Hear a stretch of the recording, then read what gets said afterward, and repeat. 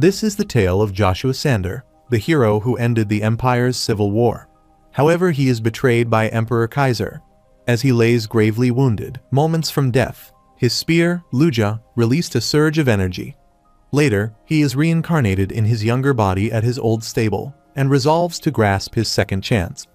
With unwavering resolve, he sets out to rewrite his fate and exact his revenge.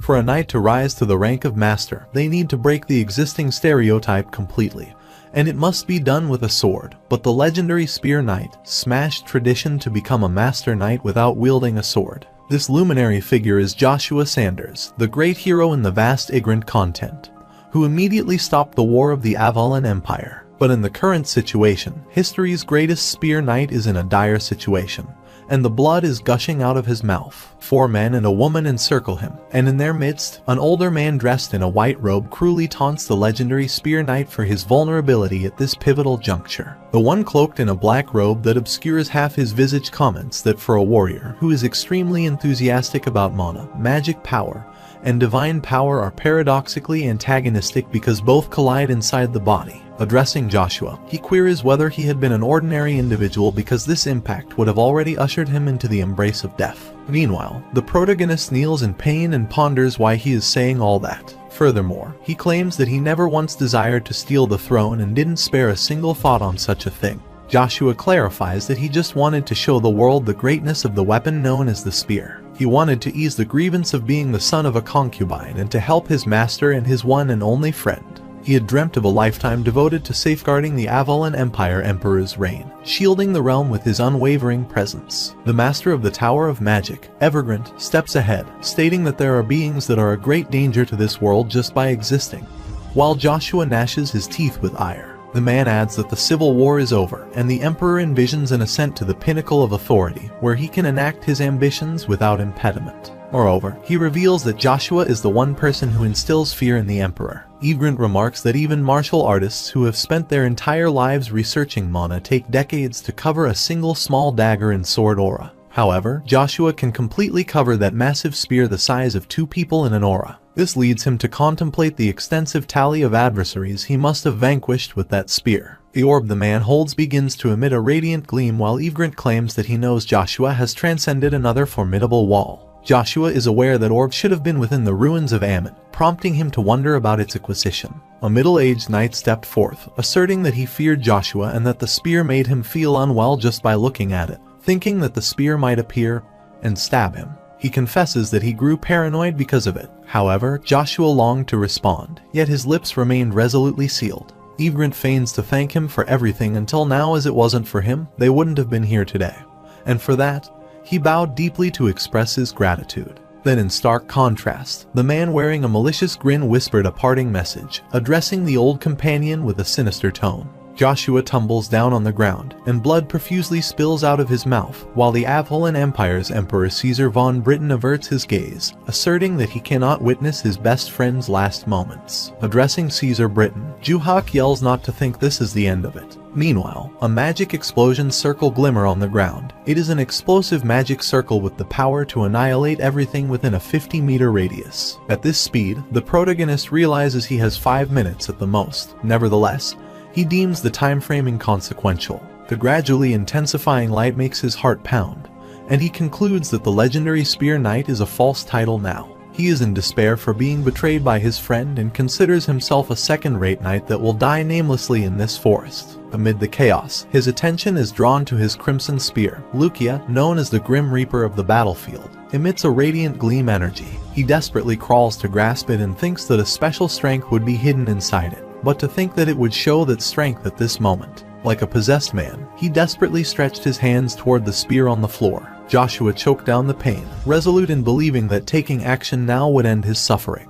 He sighed triumphantly when his hands finally met the spear. In an instant, a bright flash accompanied by a thundering boom. The magic circle exploded with an earth-shattering bang, and everything disappeared with a violent roar. The Grand Duke of Avalon Empire, the land of knights, Joshua Sanders, met an empty fate that goes against his fame as the undefeated Spear Knight. Later, Joshua stumbles on a haystack and notices this is a horse stable. He contemplates how he survived that massive explosion and why his hands are tiny. A thought hits his mind, and he rushes toward the well and sees his reflection in a bucket full of water. He cannot believe that his body got younger, but as he looks around, he comprehends that this is where he used to live. Soon he realizes that he has returned to his past, and a smug smile crosses his lips as he perceives this as another opportunity to rewrite his history. With a slightly eerie expression, he thinks about Caesar von Britain, asserting that this life will unfold differently. While he stands there, 3 boys come up, asserting what he is doing here and why he's not attending to the task of cleaning horse manure, as previously instructed. Joshua recognizes that those guys are Agnes Duchy's personal troops. One of the boys, Lloyd, expresses frustration, urging Joshua to respond when spoken to. Another boy named Rolf sarcastically asks his companion if he has forgotten that Joshua is mute. Meanwhile, the protagonist remembers that he pretended he couldn't talk since he would get hit more if he opened his mouth. The boys mockingly remark about not having seen Lucia, a maid, for some time. One of them hushes the other, suggesting it wouldn't bode well if the Duke were to find out, as he occasionally inquires about her whereabouts. Joshua becomes sad to hear their comments about his mother, Lucia, the exclusive maid of the Agnes Duchy. He is painfully reminded that he is the illegitimate child of Lucia, the maid whom Duke Agnes forcibly held. Aware of this fact, the personal troops taunt him maliciously, exploiting his noble lineage as a source of venomous amusement, particularly the 3 formidable individuals standing before him. Joshua harbors a deep-seated pledge for the future to exact revenge on these tormentors, ensuring that one day, they will face the consequences of their actions. The boys continue to mock his mother, and one brandishes his finger at him, asserting that who else will be here at this remote stale, excluding Joshua. Lloyd remarks on Duchess Vanessa's words that she will take responsibility even if they get rid of Lucia, and her illegitimate kid discreetly. He thinks it's the best timing to get rid of them. But Lucia isn't there, so they decide to amuse themselves by toying with Joshua. Meanwhile, rage courses through Joshua's veins as he firmly resolves not to allow those brats who insulted his mother to escape without consequences. He clenches his fist and contemplates whether the approach he's about to take will yield the desired results. The mana technique he has learned is distinct from conventional methods, and he wonders if his execution will diverge from the norm before he returns. He discovered the mana technique at the ancient ruins with his favorite spear Lucia, as it could reach the peak quickly because of the amazing impact that could shake the world. The important thing is that the mana technique he practiced had a completely different operation method, as it isn't done by accumulating mana in the mana hole that is located under the abdomen normally, but by using the mana scattered in the surroundings. Unrestricted by the confines of the conventional mana reservoir, he could channel mana precisely where required and ignite it all at once. Consequently, Joshua could bypass the necessity of creating a mana reservoir, a process others labored through for years to achieve. In tandem, Gort strides forward, brandishing a baton intending to strike Joshua, and asserts that he won't be able to rein in his strength. Despite the chilling threat in Gort's voice, Joshua kept his eyes shut and didn't respond. They deride him, assuming he has succumbed to their intimidation, yet Joshua remains aware that he needs to manipulate a small quantity of mana before his return. It took him a decade to achieve this level of control, but now he already knows how. The menacing gaze of Joshua enrages the brat, who then lunges to assault him. However, to their surprise, the protagonist knocks him down with a soul move that startles the remaining delinquents. Joshua then feels something really sticky and disturbing under his abdomen, which should be completely empty. He is sure it was something he couldn't feel before his return. Lloyd unleashes his sword, asserting that Joshua is crazy because he wants to die. Despite being aware of the danger of facing a trained soldier wielding a long sword, Joshua calculates that if he can incapacitate Lloyd, the most cautious of the trio, there's a strong likelihood that Rolf won't engage in an attack. Joshua remains unfazed when Lloyd attempts to assault him, and he evades it easily. In return, he smacks the delinquent's face with a handful of mana, causing him to fumble on the ground with blood gushing profusely through his mouth. Rolf finds it crazy as he doesn't expect that bastard who can't even talk was hiding such formidable power. Meanwhile, Joshua remains in contemplation, puzzled by the intensity of pain he's experiencing despite employing only a modest amount of mana. He knows that Rolf was promoted to Centurion with his wit more than his skills, and he isn't better than Lloyd and Gort. Nonetheless, Joshua acknowledges that Rolf, even with his skills, poses a potential threat, and Joshua resolves not to reveal any vulnerability in this situation.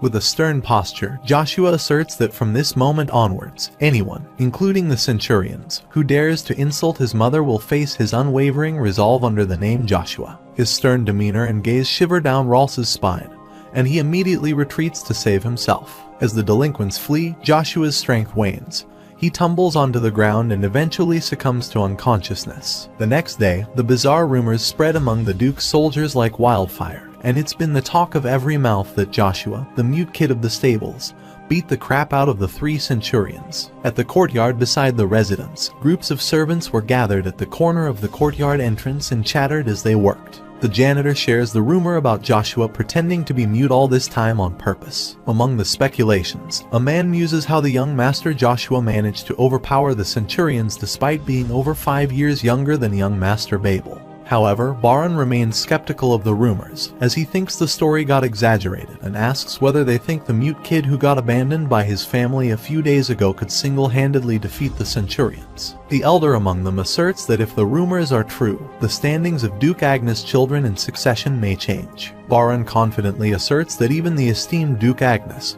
who currently holds mastery, achieved mana user status at 16. In comparison, the young master Babel, at a mere 14 years old, has already become a mana user. He concludes that this early accomplishment indicates Babel's exceptional genius must be an outstanding genius who will surpass even Duke Agnes one day. Joshua steps in out of nowhere, and, with a firm stance, he directs his words towards Baran, commanding him to convey to the Duke that Joshua von Agnes has arrived. On the other hand, at Duke Agnes's workplace, Rolf kneels in front of him and discloses the entire story of their confrontation with Joshua. The master recognizes him and then asks about his affiliation, to which he responds that he is from the 29th Griezmann's battalion. Duke then commands him to bring him that suit of armor. After witnessing that, he ponders whether Joshua was the one who did this to the armor. Chiffon, the master's adjutant, warns him to think carefully before answering because he will not be forgiven if he utters even the slightest lie.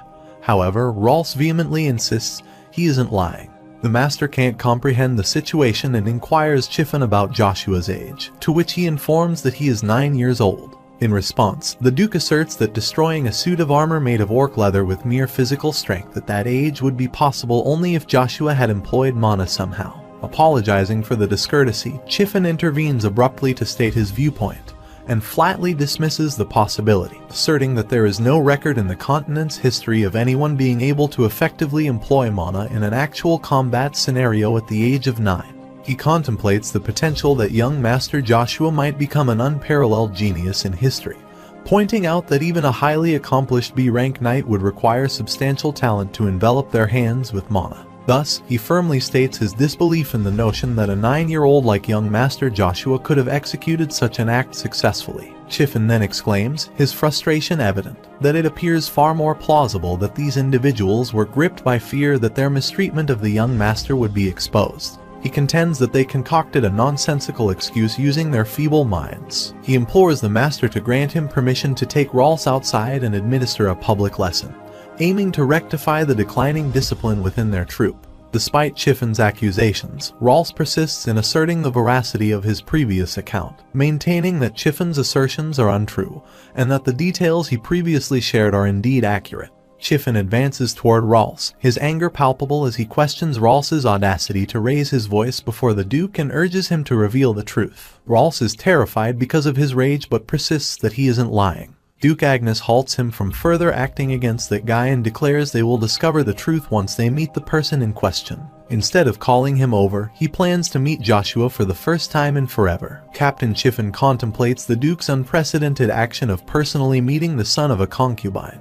He reflects that the Duke has never displayed such interest, even in young Master Babel, renowned as the Empire's greatest genius. Duke Agnes inquires where Joshua is, and the captain informs him that he has arrived and must be inside the first floor's waiting room. Then, the Duke urges him to lead him toward Joshua. On the other hand, while walking through the Agnes Mansion's corridor, Babel notices Joshua and ponders what that bastard is doing there. Simultaneously, Joshua is captivated by a portrait of the current Emperor of Avalon, Marcus van Britten, hanging on a wall. The sight of the portrait triggers a surge of anger within him due to the uncanny resemblance between Marcus and Caesar van Britten, fueling his determination to exact revenge on him. Suddenly, Babel lunges forward in an attempt to strike Joshua's face, voicing his frustration at being seemingly ignored. However, Joshua's swift reflexes allow him to evade the blow skillfully, and he fiercely grasps his outstretched fist, making him tremble in pain. Babel clenches his teeth, wondering whether the rumors are true, and plans to use the mana as he won't go down without a fight. Soon, Duke Agnes steps in there, asserting what he is thinking of doing. Babel abruptly quits his plan and kneels in deference to greet his father. When the man repeats his question, Babel responds that they are exchanging heartwarming greetings. The Duke's expression becomes stern as he shifts his gaze to Joshua, who affirms the statement with a nod. Chiffon becomes enraged at Joshua's nonchalant behavior and brandishes his blade to punish the juvenile. The Duke of Agnes halts Chiffon and urges Joshua that his gaze is filled with hostility and spite. However, he abruptly lowers his gaze, contemplating that portrait reminded him of that scumbag's face he despises and has ignited an overwhelming surge of anger that he struggles to control. Joshua inwardly realizes that this situation isn't favorable because Agnes doesn't easily let go of the people who show hostility before him, even if it's no different if the hostile person in question is his child. Duke Agnes asserts that Joshua should approach him if he has regained his composure. He declares his intention to personally verify whether Joshua is genuinely capable of using mana or not. Babel, who had been silently observing, is taken aback by this question and ponders how could someone like Joshua, whom he regards as lowly, be capable of using mana. Babel finds the idea utterly implausible, considering his status as the son of a servant and his significantly younger age. The adjutant respectfully advises the Duke against engaging in such a futile act. However, the Duke remains unmoved by the counsel and, with a tinge of solemnness in his tone, instructs Joshua to come over. Filled with tension, the protagonist's face pales, realizing that Duke Agnes is one of the 5 masters of the vast empire. He is far more sensitive to mana than others, and if he finds some abnormal symptoms in his body, his plan will go down the drain. While Joshua is drowning in his doubts, Duke Agnes, in the blink of an eye, grasps his fist and gives a suspicious look. Joshua realizes that if the mana-sensitive Duke Agnes finds something he doesn't know, his plans must all be adjusted to prevent jeopardizing. Agnes analyzes deeply and, with intense composure, asserts that no mana exists. Babel sarcastically smirks at him as if to say, "Of course, there should be none." Meanwhile, Captain Chiffon comments that mana shouldn't have been present from the beginning. But the leader clarifies that he's not referring to the mana whole. He asserts that a basic amount of mana should exist in every human. He goes on to speculate that even civilians and creatures like monsters possess mana, yet Joshua is an exception, as he shows no mana presence at all. This piques Duke Agnes' interest, as a complete lack of mana typically signifies an undead sustained by demonic power. Duke Agnes asserts that there was something where the mana hole should have been. He detected some sticky mass that gave off bad energy. He proclaims his decision to closely monitor Joshua from this point onward, a declaration that leaves the protagonist startled and apprehensive. Chiffon asks cautiously that if the child has congenital mana disorder, there is a higher chance that the rumors are false and claims to behead those 3 centurions for spreading false rumors. However, the leader halts him from taking such drastic measures, reminding him that the centurion is also an asset of the dukedom, so punishing them based on uncertain information may not be wise. He then commands Joshua to live in the mansion for a while, as there are plenty of empty rooms. Babel attempts to voice his objections, but when Duke Agnes sternly questions him about any issues, Babel reluctantly admits there are none. The Duke advises the adjutant Chiffon to teach Joshua the basic knight lessons and, if he shows talent, teach him the Crimson Knight's method for using mana. Chiffon humbly tries to remind him that Joshua doesn't have mana, but the leader remarks that there is plenty of time to find out if they must wait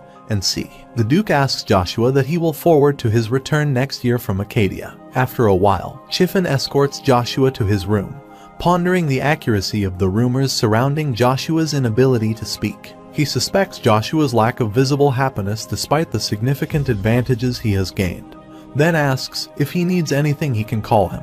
With a sigh, Joshua lies down on the bed, feeling a strong desire to fall asleep immediately. Suddenly, Duke's words about looking forward to him next year echo in his mind. Joshua ponders whether, by returning next year, Duke Agnes might be referring to his return from the capital city of Avalon, the imperial castle Arcadia. He knows Duke Agnes spends most of the year in Acadia's Golden Castle, and he most likely returned to the fief for a rest. Watching his fist, Joshua wonders if the Duke has discovered something even he himself isn't aware of. whatever it may be. He considers it dangerous for Duke Agnes to possess the knowledge he lacks. Soon, he casts aside his restlessness and steps down from the bed, reiterating that his primary goal is to reclaim his original strength to exact revenge. At midnight, he cautiously peers out the window and then decisively slips out of the mansion. Considering that using this amount of mana isn't too much of a burden, he contemplates that he might be able to regain his former strength quicker than anticipated. Suddenly, excruciating pain courses through his body as the malevolent energy mass within his mana hole terminates. He perceives the presence of something that seems to be suppressing the conflicting energies, but he's unable to definitively ascertain whether it's holy power or a demonic force. Soon, he discovers it's his favorite spear, Lukia's powerful force inside his body and restraining the two energies. The spear soothes his bizarre condition,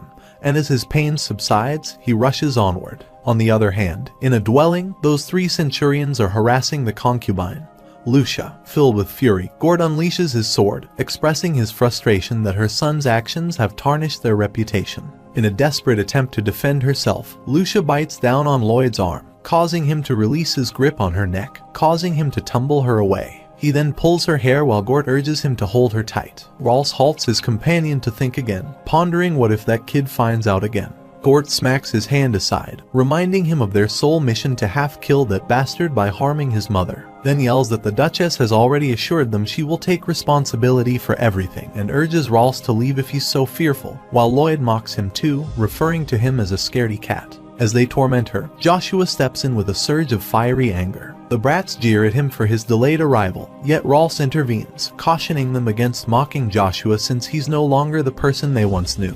After a brief silence, Joshua urges someone to appear, surprising the delinquents who wonder who he's addressing. Lloyd steps ahead, asserting that he will send him to hell, but the protagonist remains unfazed and repeats his call for the person to come out. Suddenly, Cain jumps in out of nowhere and wonders how Joshua can sense his presence. Joshua is certain that the cross mark is one of the 3 knight orders under Duke Agnes, then wonders a knight from the Order of Crimson Knight has followed him and whether Chiffin is up to this. The Centurion guys greet Cain, but he pays no attention to them and walks up to Joshua, contemplating whether this child is the rumored child of a concubine. With a stern demeanor, Joshua addresses Cain, stating that a soldier attempted to harm a lady of the Duke's household and asks how such situations are typically handled according to the military law of the Duke's house. Cain can't comprehend the overwhelming force that makes him unable to deny it. He abruptly turns around, draws his sword in compliance with the command, and asserts the necessity of immediate punishment. Cain lunges forward, launching an unexpected attack against the group of Centurion operatives. Quickly and decisively, he gains the upper hand over Lloyd, overpowering him with surprising strength. Despite this, Gord attempts to fight back, but Cain's dominance proves unyielding, leaving him unable to counter for an extended period. In a sudden motion, he swings his blade to strike a fatal blow to Rolf's head. However, this time, Joshua's commanding voice cuts through the air, compelling him to halt his deadly action. Rolf begs for mercy, but Cain sternly warns him to cease talking if he wishes to prolong his fleeting life. The protagonist steps ahead, repeating his words to stop him, but Cain reasons that he is only giving an immediate punishment for putting the Duke's wife in danger. Joshua realizes that he is one of the Third Knights who are well known in the duchy but is part of the Crimson Knights, known as the weakest of the knights, and there is a high chance that he's the youngest of the Crimson Knights. He contemplates that if he is put on him to observe, he is sure that he is the strongest among the C-rank knights, seeing as how he dominated the Centurions with only 1 or 2 swings of his sword. Joshua asserts to let him ask one thing before Cain proceeds and urges who his master is. When Cain responds that it's Duke Agnes, the protagonist sternly points himself out and inquires who he is. Cain senses the familiar intensity in the pressure and fierce gaze, reminiscent of someone he's acquainted with. Joshua commands him to sheath his sword, and the guy abruptly acts on his command. Rolf simultaneously bows down to express his gratitude for being saved and pledges to serve loyalty to Joshua. However, Joshua menacingly remarks that he doesn't need his dedication from someone like Rolf and will never let anyone who has laid a hand on him or his family. Moreover, he instructs him to recount everything he witnessed today to the other soldiers, warning that if anyone ever engages in similar actions, he will personally mete out severe consequences, then urge him to get lost if he has understood what he said, causing the brat to rush. Cain inquires if he is the same Earl he recalls from his memories, to which Joshua sardonically finishes the sentence, labeling himself as the master's illegitimate child who can't talk or the stable dung peddler, causing Cain to feel a deep sense of shame. Cain adds that all the soldiers allocated to the Agnes Duchy can choose their master whom they will serve for the rest of their lives when they turn 23 years old, so he expresses his desire to watch over Joshua apart from his duty. The protagonist thinks it would have been the right decision for Cain to serve the duchy's treasure, Babel von Agnes, rather than him if he had looked at the future, then smirks and, with a sarcastic grin, refers to Cain as eccentric. Meanwhile, his mother, the most beautiful lady, Lucia, calls him, and he rushes to meet her. As she embraces him, he bursts into tears, asserting that he will protect her from now on. Later at night, he thanks the heavens for giving him another chance to return to his younger days, tainted with regret. Determinedly, he vows to change his path this time around, shedding the timidity that once defined him not as Joshua von Agnes, the disdained offspring of a stable worker, but as Joshua Sanders, the most formidable spear in the annals of the continent's history. On the other hand, at Agnes Duchy's mansion, Chiffon briefs the Duke that Rebecca has paid a visit, and is in the reception room and reveals that Count Rebecca didn't come alone this time as he came with Miss Iceland, to which the Duke with a deep sigh wonder whether he wants to put an end to this. An uncomfortable visitor who has suddenly come for Count Agnes, Count Fonsel Jin Rebecca, though he is of lower status compared to the Duke, is someone who can't be disregarded because of his influence within the Empire. His daughter Iceland Jin Rebecca is one of the talented people being obstructed carefully alongside Babel. She is recognized as a prodigious magic user, having entered the second tier of classes at 9.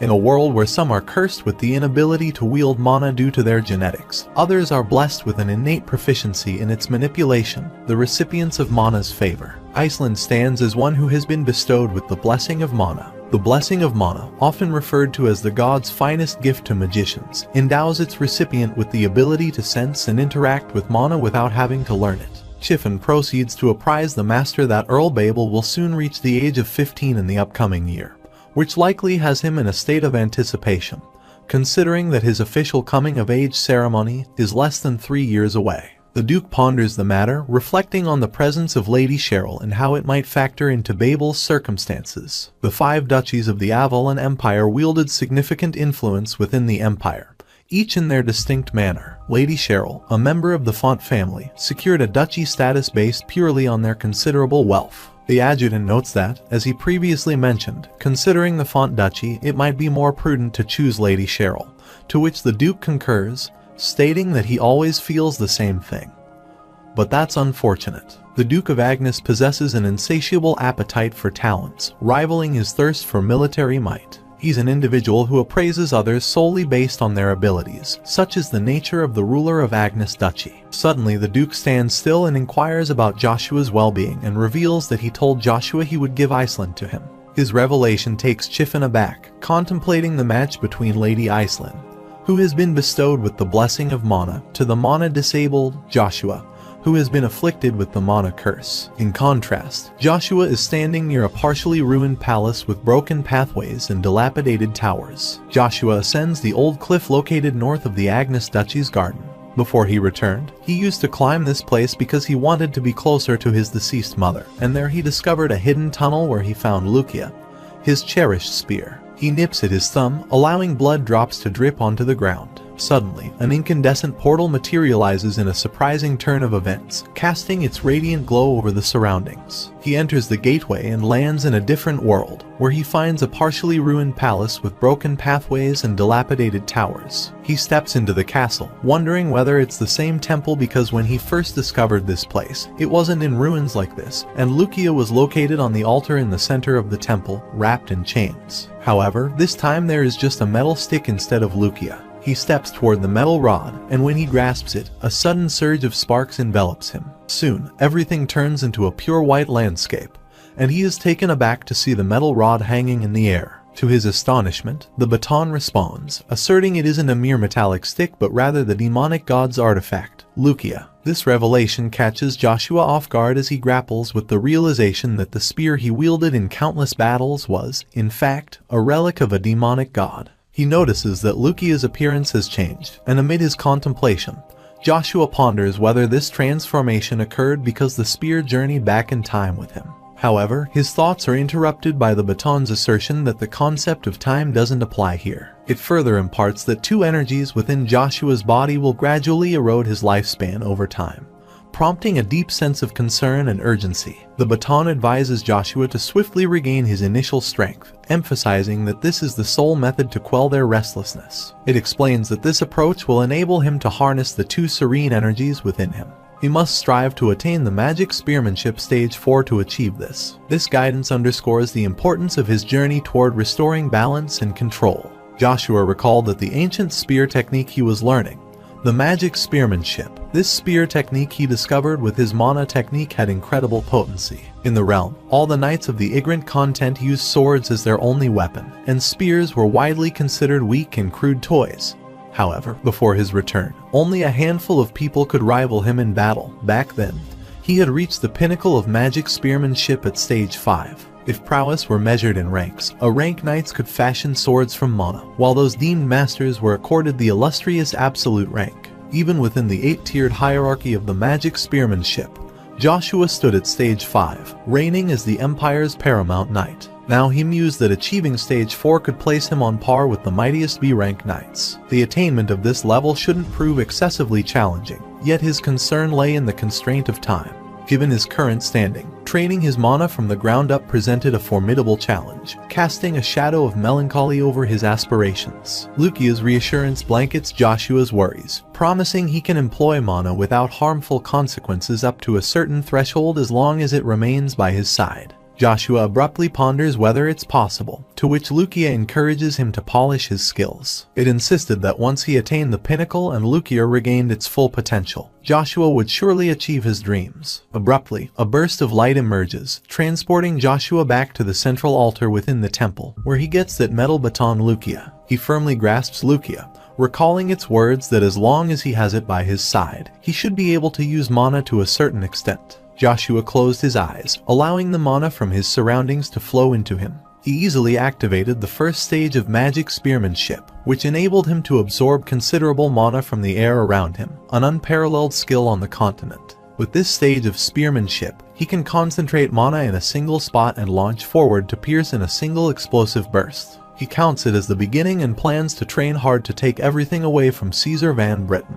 On the other hand, in Agnes Duchy's guest reception room, the receptionist announces the arrival of Duke Agnes. Cheryl Dyfont, daughter of House Font, greets the Duke while he wonders what brings her here so late. In response to his inquiry, Count Cox Ron Vajan, a vassal of House Font, apologizes for Cheryl's persistent insistence that led to their sudden visit. Cox is a prominent vassal of House Font and oversees their financial matters. The Duke assures him there's no need to apologize and mentions that it's unfortunate how seldom they get to meet despite residing in the same city, making this encounter opportune. Amidst their conversation, she playfully quips that she's heard rumors of Babel attaining the rank of a C-rank knight, and she amusingly contemplates the idea of establishing herself as a prodigy too, which startles the Duke. Cox abruptly apologizes, stating that she is immature. However, the Duke's response is magnanimous. He reassures Cox that her behavior doesn't bother him and affirms that it's perfectly acceptable for a girl her age to behave in such a spirited manner. Duke Agnes then turns around to greet Fonsel and express his apologies for momentarily forgetting their presence. Iceland Jin Rebecca, Count Fonsel Jin Rebecca's daughter, greets the Duke. Meanwhile, Cheryl is annoyed by Iceland's presence while Cox tries to calm her down.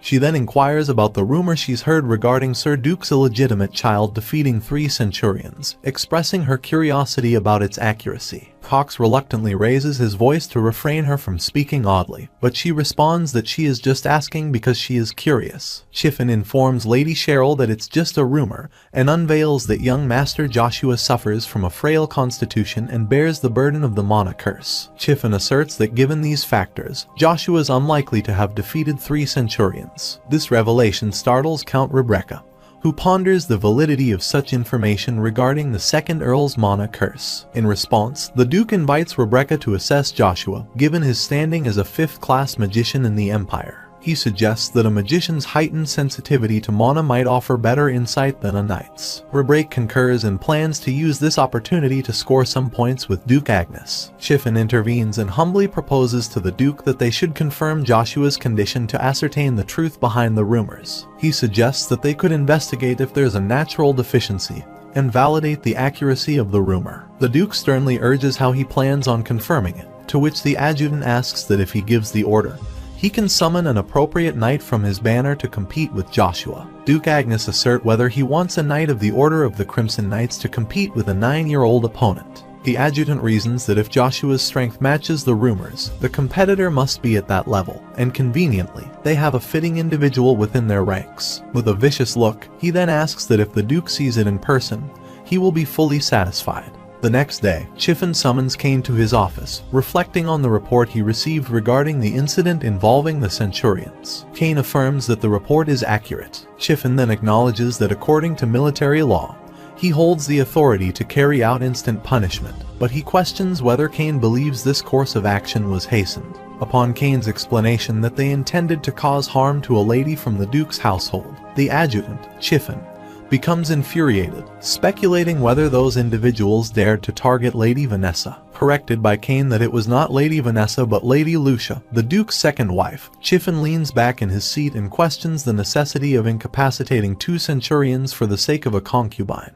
The banner guy, exuding confidence, firmly states that Lady Lucia holds a position of respect within the Duke's household and that she is beyond the reach of ordinary soldiers. He emphasizes that their actions were both an affront and a brazen challenge to the Duke's authority. Chiffin, moved by his confident demeanor, urges that they will overlook this later, but for now, there is a job for him to do next. Then reveals that today Kane has to spar with young Master Joshua, which startles the Knight of the Order of the Crimson Knights. Additionally, the adjutant explains that through this incident, they aim to determine whether the young master is indeed burdened with a mana curse. He expresses confidence that the outcome will reaffirm the presence of natural mana or its deficiency. However, he notes that Duke Agnes remains unconvinced, and if this uncertainty persists, it could potentially obstruct the progress of young Master Babel. Kane responds with doubt about whether he believes young Master Babel might be sidelined due to this situation, to which Chiffin rebukes him for talking nonsense. He firmly asserts that young Master Babel is an unparalleled genius, a rarity not easily found anywhere on the continent.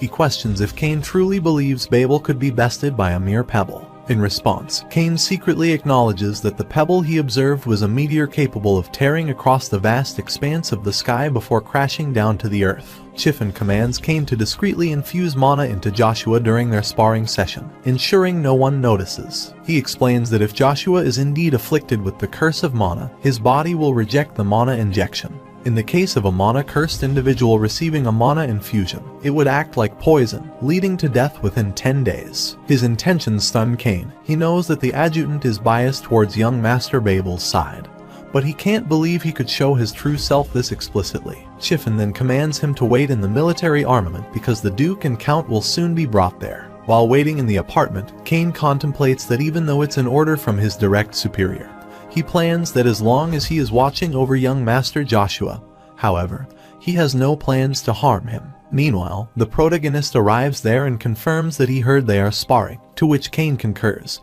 stating that it's to confirm Earl's abilities and it's Sir Duke plans to order a spar. Joshua smirks while gazing at his fist, asserting that the Duke has recognized some of his abilities, so he plans to take it on. Kane urges the protagonist not to worry about it and clarifies that he has no intention of sparring against them. In response, the protagonist retorts that Kane's statement makes him laugh or wonder whether Kane wants to gauge his abilities, which Kane abruptly denies. Joshua confidently states that the right to choose the master is an exclusive authority to knights. However, Joshua has the authority to choose his subordinate, and has no plans to entrust his back to someone as insignificant and weak as that, which stuns Kane. Then assert that Kane should do his best if he wants to see the real self of Joshua. Soon, Duke Agnes and his guests arrive at the military armament, pondering whether they have introduced themselves. While Kane greets the Duke, Chiffin thinks Joshua has no etiquette towards Duke Agnes. However, Joshua greets the Duke as well, which impresses the Duke, who ponders that he doesn't remember separately teaching him etiquettes.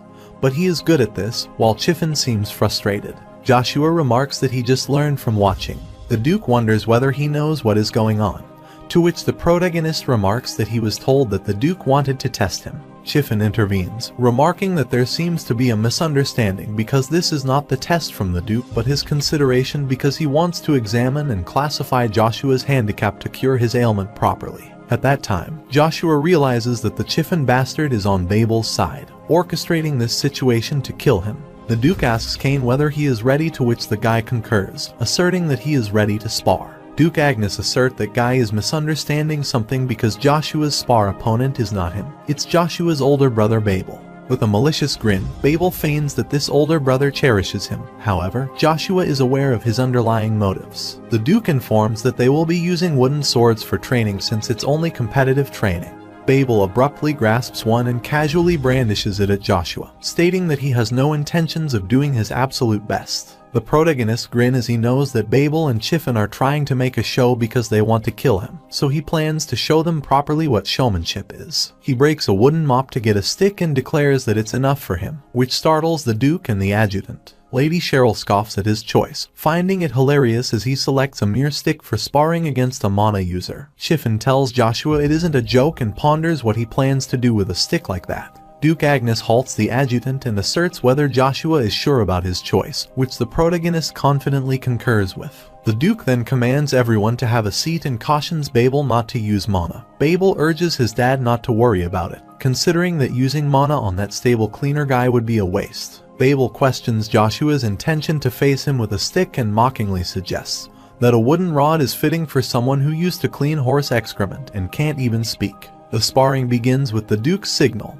and the two opponents engage in a battle of strength. Joshua employs a subtle mana technique, catching his older brother off guard. However, Babel quickly regains his composure and dismisses Joshua's technique, asserting that Joshua might learn this technique somewhere, but it's futile. The protagonist contemplates that his brother is considered a C-rank knight but is simple and only has his speed. Seizing the opportunity, Joshua successfully manages to strike Babel's arm, who then attempts to manipulate his younger brother by belittling him as an illegitimate child who won't even be able to get his name on the ranks. However, Joshua remains focused and swiftly strikes Babel's stomach with his wooden baton. He then employs a mana burst which shatters Babel's wooden sword and startles the Fonsel Rebecca, who realizes it's mana. Now realizing that Joshua isn't as weak as he thought, Babel abruptly unleashes his sword, declaring that he can't accept it and that the title of Duchy's successor will only belong to him. Unfazed by the circumstances, he confronts Babel, boldly claiming that he will overcome the challenges the Duchy poses. Sensing the seriousness of the situation,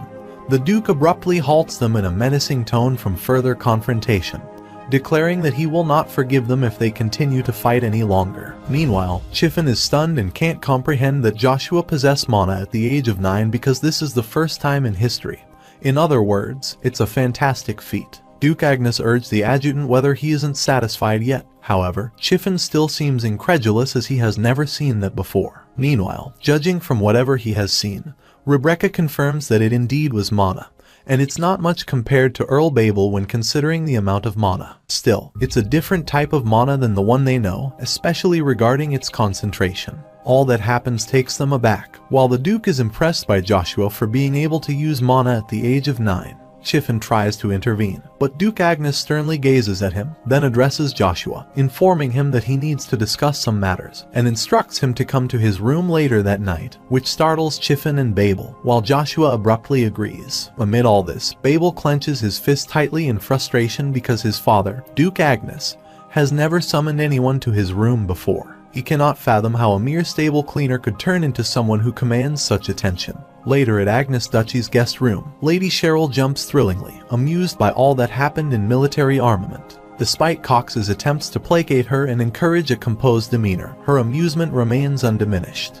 The notion of a 9-year-old possessing mana strikes her as implausible and amusing. While acknowledging her initial reservations about Joshua's status as an illegitimate child, she declares her determination to make him a part of her world. Later, within the confines of Duchy's mansion, when Chiffin informs her about Babel's defeat, Emperor Marcus' older sister Duchess Agnes, Vanessa von Agnes, slaps him and urges him to tell again. Chiffin reaffirms that her son Babel was defeated by Joshua, inciting further rage from the Duchess, who delivers another blow to his face. She is astounded that the son of a concubine possesses mana and has surpassed Babel. She then inquires about the Duke's view on all that, to which the adjutant humbly responds that it seems that he will take Joshua to a CADI.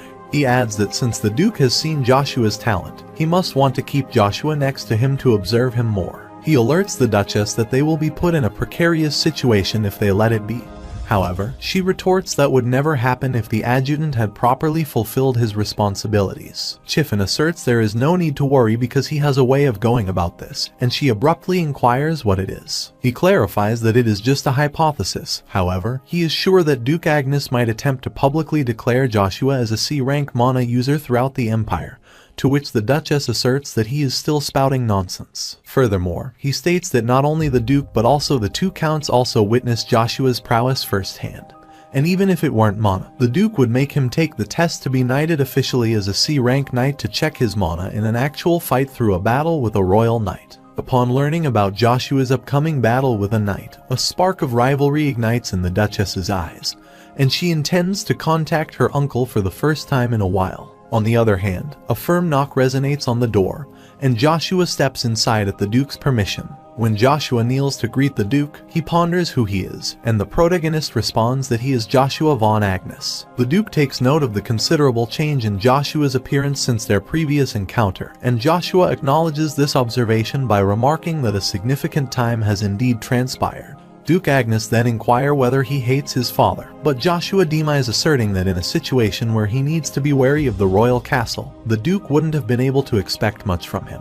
He then urges that he has a request, and the Duke wonders whether he expects an apology. Joshua knows that a deceptive apology wouldn't mean anything in a cruel educational environment, so he clarifies that his request concerns being taken to Acadia. The Duke questions Joshua's certainty about his decision and seeks the rationale behind the request. Joshua confidently presents two reasons. Firstly, the succession to the duchy has been reserved for Babel until now, so to avert potential turmoil, it would be wise to remove him from the equation. As the Duke contemplates, he realizes that Joshua possesses more than just a battle talent if he had raised him systematically earlier. Joshua then proceeds to the second reason, affirming that it revolves around the Duke's inclination to retain him due to greed. He explains that attaining a level surpassing the Duke's own could potentially revitalize Agnes' duchy, elevating it to new heights. Such a feat might even lead to a situation where the duchy need not harbor concerns regarding the royal castle's influence. The Duke acknowledges that Joshua seems to imply that he possesses the potential to fulfill those expectations. Joshua confidently asserts his belief that he won't let the Duke down. Duke Agnes admires Joshua's audacity for speaking so boldly in front of him and contemplates if there is a way to do both things simultaneously. Joshua concurs, stating that he must consider sending him to the academy at Acadi. The noble children of the Avalon Empire must study at the academy at Acadi for 6 years, from 10 to 15 years old. It's even possible to graduate early for skilled professionals like Babel. The reason the royal castle made such a system is so that they can take the children hostage through the academy to hold the nobles' loyalty towards the royals in check and to win over outstanding talents. The Duke admits that he will be coming to the city with him. Also, he commits to teach Joshua personally if he is close by. Joshua recognizes this as a remarkable chance to learn swordsmanship from one of the 5 masters of the Empire. Nonetheless, he points out that while the Duke excels in swordsmanship, he himself intends to specialize in using a spear as his weapon of choice. This declaration leaves the Duke taken aback, as he had been uncertain due to Joshua's utilization of a seemingly ineffectual stick during their one-on-one duel. In response, Duke Agnes channels an immense surge of mana directed at Joshua, questioning if he intends to wield a spear. The sheer magnitude of this mana force makes it challenging for Joshua to maintain his footing. However, as much as Agnes is proud of his sword, he also has much pride in his spear. Nonetheless, just as Agnes takes immense pride in his swordsmanship, Joshua, too, possesses a deep-seated sense of pride in his proficiency with a spear. With resolve, the protagonist proclaims his intent to vanquish any obstacles that cross his path using a spear, regardless of whether they belong to the esteemed group of the 9 stars to which the Duke belongs. In response, Duke Agnes asserts that if that's his intention, he will personally demonstrate the merit of a spear, declaring that he will test Joshua's prowess. The protagonist knows that Agnes is one of the 9 stars, so he takes it as an opportunity that won't come again. Joshua then proposes that if he passes the test, the Duke has to accept the request he has made. Duke Agnes agrees to this condition, stating that should Joshua pass the test, he will be allowed to wield a spear and commit to addressing Joshua's specific request. However, if he achieves the opposing result, he must follow the Duke's command. The protagonist smirks, fully aware that the Duke will likely command him to attend the academy and focus on swordsmanship. Nevertheless, he is confident that this scenario won't transpire, as he harbors no intention of concealing his remarkable abilities. On the other hand, the Duchess seeks out a magician to establish a magical connection with her uncle through an oracle. As they exchange pleasantries and inquire about each other's welfare, her uncle probes whether the duchy is still a suitable place to reside. With a cunning glint in her eyes, she replies with a hint of malevolence, asserting that an incident has befallen the duchy, and she seeks to request a favor. Later, Joshua steps out of the Duke's room, acknowledging the impressive prowess of someone who holds the title of a master. He comments that the experience was remarkable and reveals that his body still trembles from the encounter. Shortly after, Babel arrives and approaches Joshua, requesting a conversation. When the protagonist declines, explaining that there's no matter to discuss, Babel's demeanor becomes more ominous as he conveys his intent to engage in another battle. Joshua perceives a distinct change in his brother's gaze, driven by an intense desire to triumph, a pure passion for combat, and an unwavering determination never to taste defeat. Then smirks in a concurring way and ponders whether Babel is confident about his decision. On the other hand, at the Kaltika Palace within the Avalon Empire's Grand Imperial Castle, a knight relays the entirety of the situation to Emperor Marcus van Britten. The Emperor contemplates whether it's indeed true that yet another child possessing the potential to become one of the stars has emerged from the Agnes Empire. He questions whether his elder sister, Vanessa, has been concealing someone of this nature. The knight confirms this to be accurate and unveils further details. It's not the Duchess's own child, but rather an illegitimate offspring of a woman who served as a maid within the duchy. Marcus is intrigued by the situation and remarks that Babel alone is a precious asset they might not encounter again within the Empire. However, he expresses a sense of envy towards Duke Agnes, who now possesses two remarkable individuals as treasures. The knight supplements this by mentioning that the princes are also exceptionally talented individuals destined to make waves in the world. Nevertheless, Marcus refutes this notion, asserting his certainty that while a few might be born with the aptitude for becoming emperor, they often lack significant battle prowess. The emperor's assessment of individuals seems to fall short, even though the present princes are also endowed with remarkable abilities. This could be attributed to the fact that Emperor Marcus himself possessed formidable strength akin to that of a master, leading his expectations to become exceedingly stringent. Perhaps due to this background, his pursuit of exceptional talents verges on the excessive. Marcus reflects on the possibility that if Duke Agnes is no longer concealing his second child, it could imply that this child possesses a capability similar to Babel's. Yet, the knight divulges unexpected information that this newcomer has defeated Babel, leaving Marcus aback. This revelation prompts him to contemplate whether this individual is older than Babel, but Knight reveals he is a 9-year-old kid. The Emperor can't comprehend how a child who turned 9 this year beat the continent's best, and then assumes that people will be making a move to try to see that child's skills for themselves soon. The knight concurs that his prediction is accurate because soon, there will be a dispatch of the Imperial Castle's Order of Knights on the request from Agnes Duchy to sum up the kid's mana. After all, it is suspected that the child is already close to the level of a C-rank knight. Marcus is taken aback by the revelation of a 9-year-old C-rank knight, recognizing it as a stroke of fortune for the duchy's empire. Intrigued to witness this exceptional knight, he regrets that he won't have the chance due to the political intrigues surrounding the situation. Nevertheless, he orders his aide to dispatch a prince to accompany them, believing that an emperor should possess the discernment to identify exceptional talents. In contrast, the step-brothers are engaged in a fierce duel, and Joshua seems dominant as he gathers his mana in his fist and smacks Babel aside. Babel's ire is stoked by the fact that Joshua can amass mana directly into his bare fist, amplifying the force of his strike even without a weapon. Meanwhile, the protagonist confidently asserts that he can discern Babel's intentions from his expression and declare that he will help him realize how scary the martial arts Babel looks down upon is. Babel tries to thrust his sword at Joshua, but he counters by utilizing an aura explosion, effectively deflecting his attack and overpowering him.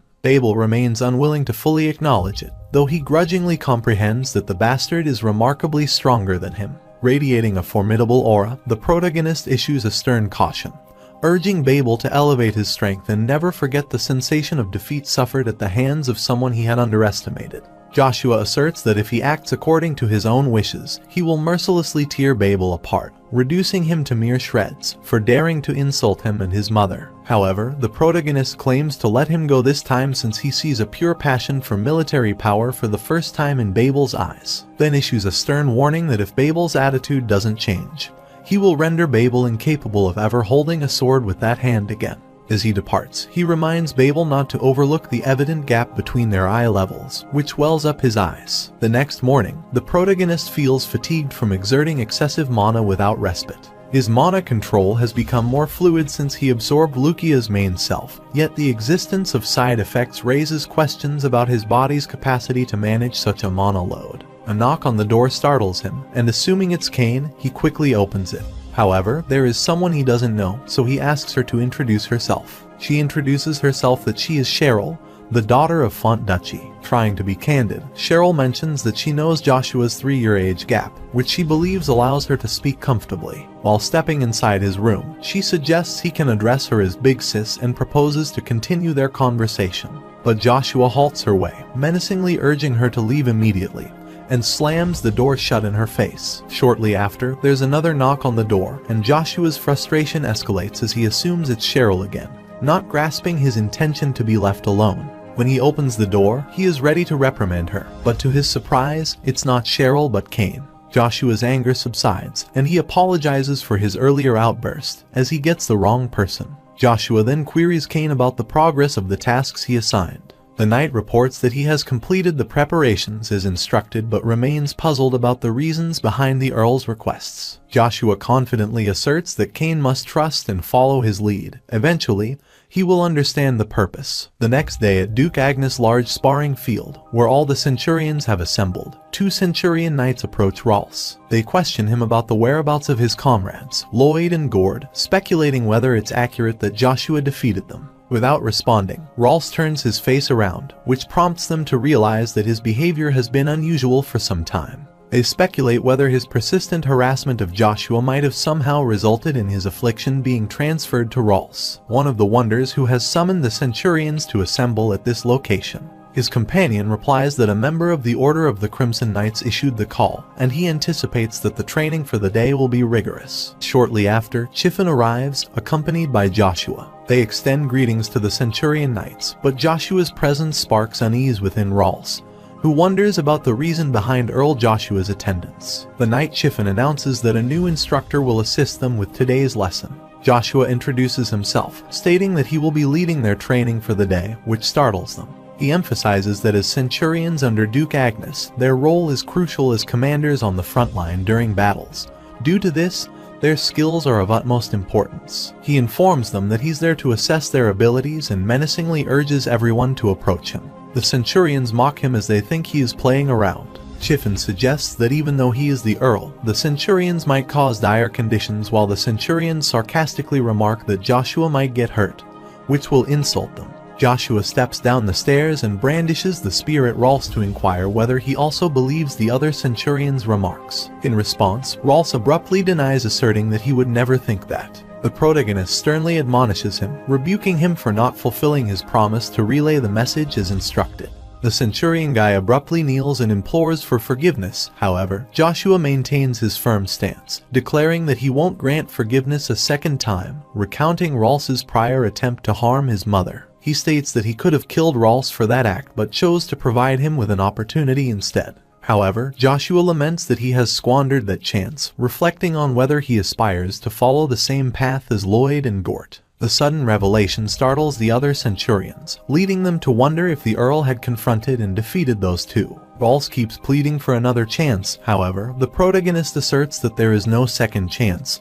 However, because he is a Centurion of Duke Agnes, Joshua declares he will protect Rolls' pride. He challenges Rolls to raise his sword, offering a unique proposition. If he manages to defeat him, Joshua will overlook his prior confrontation as though nothing transpired. Rolls mulls over the proposal, thinking he should seize the opportunity since his adversary is still young. He believes that if he performs well, there might be a chance for him to emerge victorious. With determination, he readies his sword and launches an attack against Joshua. However, the protagonist remains steadfast and employs the lightning slash technique, effortlessly repelling Rolls' assault and tumbling him aside. Joshua then declares that judging an opponent on their appearance will result in his life being taken on the battlefield. He urges that if anyone still has suspicions about his abilities, they can confront him again. In response, the 23rd Centurion leader steps forward and greets Earl Joshua. This gesture prompts all the Centurion leaders to express their respect and greetings. Chiffon is deeply impressed by this display and is excited to witness how Earl Joshua has lived up to his expectations. Today's video ends here. Comment next if you want the next chapter. Like, share, and subscribe for more recaps. Full video available on the channel.